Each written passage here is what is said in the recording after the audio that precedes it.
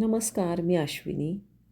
मागच्या भागात आपण पाहिलं चक्र आणि शरीर. या भागात आपण पाहणार आहोत आसनांचा उपयोग करून आपण चक्रांना बॅलन्स कसं करायचं, कार्यान्वित कसं करायचं.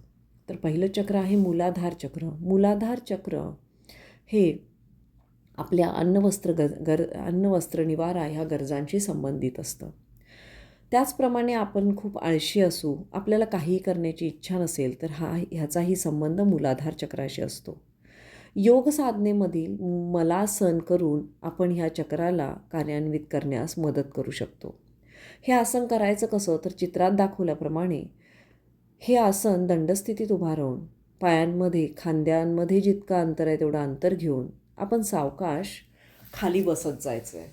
हाताची नमस्कार स्थिती, हृदयाजवळ आपल्या हाताची नमस्कार स्थिती. सावकाश खाली बसल्यानंतर आपण ह्या आसनाचा वेळ साधारणतः 3 मिनिटापर्यंत वाढवू शकतो. रोज थोडा थोडा वाढवत तुम्ही 3 मिनिटापर्यंत जाऊ शकता आणि ह्याचा फायदा तुम्हाला तुमचं मूलाधार चक्र कार्यान्वित करण्यासाठी होतं.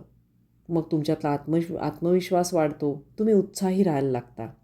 सो असे हे मूलाधार चक्र. Thank you. Please share it, subscribe it.